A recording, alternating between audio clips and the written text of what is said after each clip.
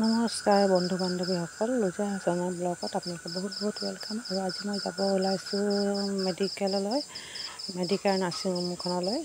ডিব্ৰুগড়ত আছে আৰু ছোৱালীজনীৰ চাৰ্জাৰী আছে আজি। আৰু গোটেইখিনি পেকিং কৰি ল'লোঁ ভালকৈ। আৰু বহুত চিন্তাত আছোঁ, তথাপি অকণমান ভাবিলোঁ ভিডিঅ' কৰি লওঁ বুলি চিন হিচাপত থাকিব।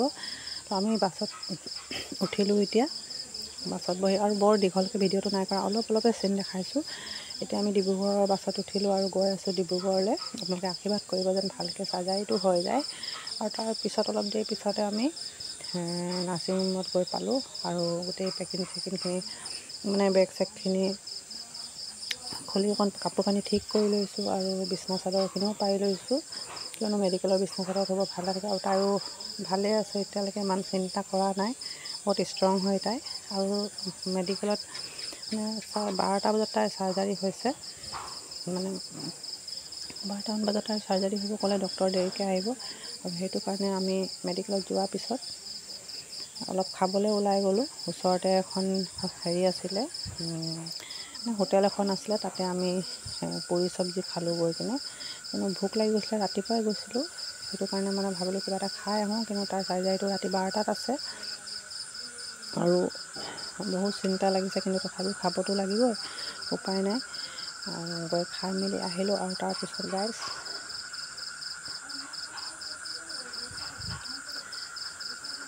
এতিয়া ৰাতি 12টা বজাৰ পাছত এয়া অপাৰেশ্যন কৰি ওলাই অনা এইটো চিন হয়।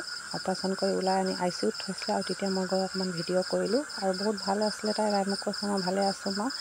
আৰু আগত ভিডিঅ' কৰা নহ'লে, অপাৰেশ্যনৰ পিছৰ ভিডিঅ' হয় এইটো। গাইজ আপোনালোকক দেখুৱাইছোঁ। ইমানখিনি চিনে কৰিব, হস্পিটেলৰ অপাৰেশ্যনৰ ইমানখিনি চিনে কৰিলোঁ। আৰু বেছিটো অপাৰেশ্যনৰ ভিডিঅ'টো উঠাব নোৱাৰোঁ গাইজ। তো আপোনালোকে আশীৰ্বাদ দিব, তাই ভাল হৈ যাব। আৰু আমি 4 দিনৰ পিছত আকৌ পেকিং কৰি ল'লোঁ ঘৰলৈ আহিবৰ কাৰণে। ছুটি দিলে ডক্টৰে, আৰু আমি আজি ঘৰলৈ আহিম। আৰু তাই বাগৰি আছে, অলপ ভাল পাইছে। তাৰপিছতে আমি গোটেই সেয়া পেকিংখিনি কৰি থৈ দিছোঁ, গাড়ী আহিব আৰু তেতিয়া আহিম।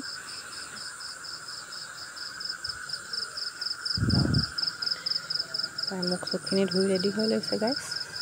আৰু আপোনালোকে আমাৰ ভিডিঅ'টো চাব আৰু আশীৰ্বাদ দিব যে সোনকালে ভাল হৈ যায় বুলি। মায়েও হৈ আছে। তো গাইজ আকৌ নতুন এটা ব্লগ লৈ আকৌ আহিম। বাই।